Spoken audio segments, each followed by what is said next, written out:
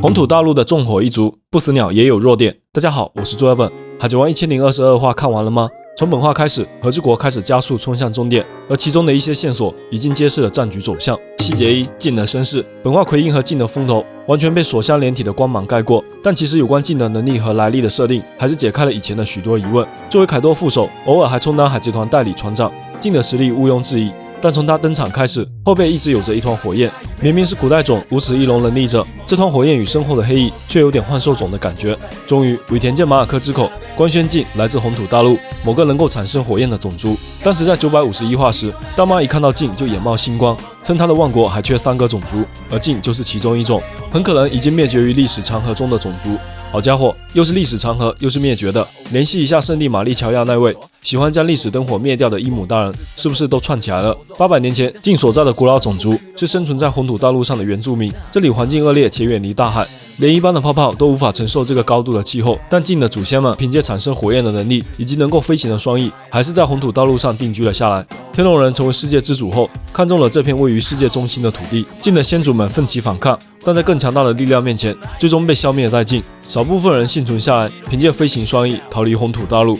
为了躲避世界政府，隐居在大海的某个角落。但由于海面上的环境不同，火焰珠的能力也产生了一些变化，竟将自己裹得严严实实，很可能是为了压制失控的火焰，只剩下后背翅膀缝隙处有部分泄露。这个特点在他变身成为翼龙后更加明显。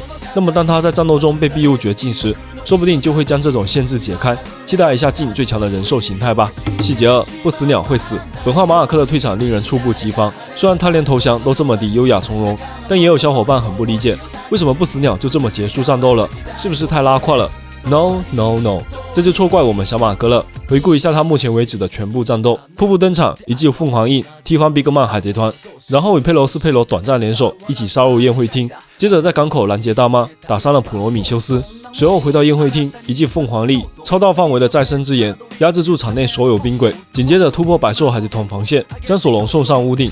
随后开始与敌方最强的2名干部镜和奎因交手，以1敌2，甚至一度占据上风。在奎因开始和3只单挑后，马尔科也变成了与镜的极限1v1，最后还榨干了剩余的体力，救下了索隆。无论是进攻、防御还是支援回复，马尔科面面俱到的精彩表现，无愧于顶级战力的称号。而他的几次关键出手也极大地影响了战争走向。别忘了，他原本的定位是白胡子海贼团船医。再生之炎虽然强大，却并不是用于攻击的能力。仔细观察，你就能发现，马尔科大部分战斗都是用再生之炎化解攻击，然后利用不死鸟的利爪和冲击力造成伤害。不像凯多、战国这样的幻兽种，本身就具备强大杀招。这场战斗也暴露出不死鸟的弱点，除了海楼石外，体力也会限制不死鸟的再生。当体力耗尽时，不死鸟形态也就无法继续维持。换言之，不死鸟并不是真的不会死。这种恶魔果实能力者体力天花板的设定，在当时罗与多弗朗明哥的战斗中就曾经出现过。手术果实也是一种对体力消耗很大的能力。更有甚者，2年前的路飞刚刚开发出2档时，体力消耗剧烈，甚至有可能减少寿命，让大家不禁为路飞担心起来，主角会不会因为频繁开挂，最后趴在了拉夫德鲁。好在2年后的路飞已经可以随便使用2档和3档，消耗寿命这种话也再也没有出现过。还是那句话，尾田说了算。顺带一提，本话中马尔科使用的招式名为不死蓟，蓟是一种菊科植物，以生命力强大而著称。据说枝叶折断也能继续生长出新的叶子，是不是像极了被子弹打穿后又重新聚集成型的再生之炎？这也是马尔科在顶上战争时用来抵挡黄猿8齿琼勾玉的招式。这一次尾田终于补上了名字。细节3：飞溜包全灭。果然装逼都不会有什么好结果。想想飞溜包刚登场时的牌面，一度让人以为他们是比肩3大看板级别的战力，没想到在1022话中，尾田直接宣判了死刑，并一人发了一张败北纪念照。不好意思，还有2位也得加上去。德雷克阵前反水，成功逃过一劫。这场战争的节奏已经越来越像德雷斯罗萨了。当时也是先完成各个支线战场的对决，再将最后的舞台留给路飞和 BOSS。1022话用部分篇幅穿插交代了雷战与福禄寿的对决，以及基拉与霍金斯的生死局。第4次忍界大战从嘴遁开始，雷战和福禄寿互相质疑对方效忠的主君，就像是鸣人和佐助对未来的理念不同一般。福禄寿的耳垂原来不是摆设，竟然能够生产并进行攻击。当时看到这里的时候，我也是吓了一跳。难道耳垂也吃了橡胶果实？而雷战的分身之术就有点尴尬了。仔细看他的5个分身，虽然衣着十分相似，但只有一个头上藏着绷带，所以福禄寿一眼就看穿了本体。这分身属实分了个寂寞，建议送到木叶村鸣人那进修。赤脚九侠已经倒下3个人，雷战与福禄寿也很可能在这里同归于尽。雷战原本也是玉庭番众的一员，很可能曾经是福禄寿的徒弟或手下。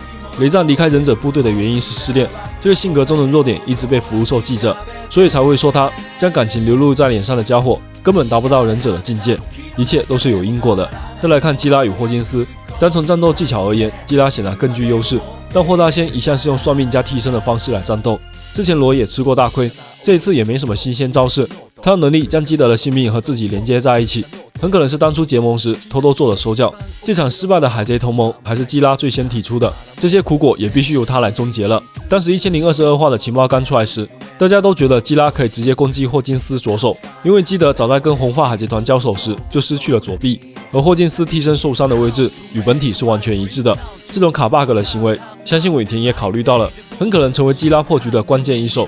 不过霍金斯战斗的动机本来就不是很站得住脚，他没有为百兽海贼团卖命的理由，相反，最初在酒里看到路飞时，就已经算出了草帽一伙1个月后的生存概率。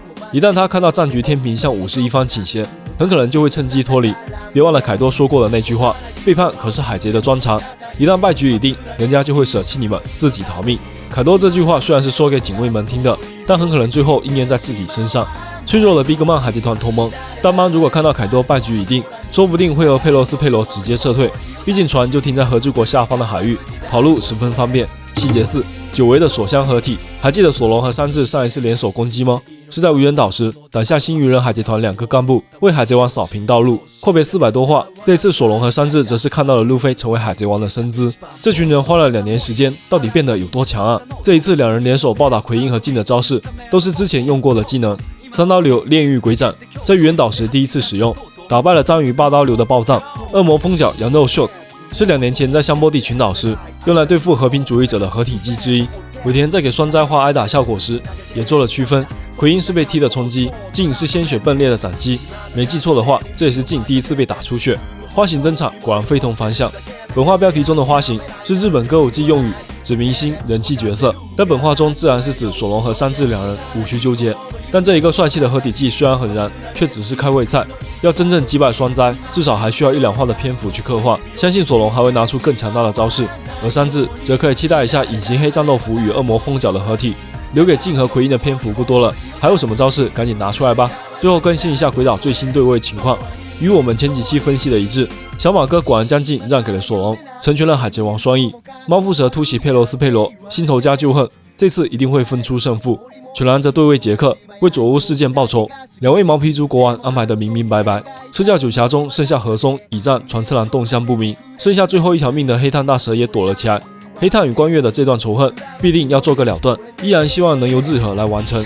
以上就是海贼王1022话的细节与伏笔分析啦，欢迎大家在评论区聊聊你的看法。我是朱爱本，下期见啦。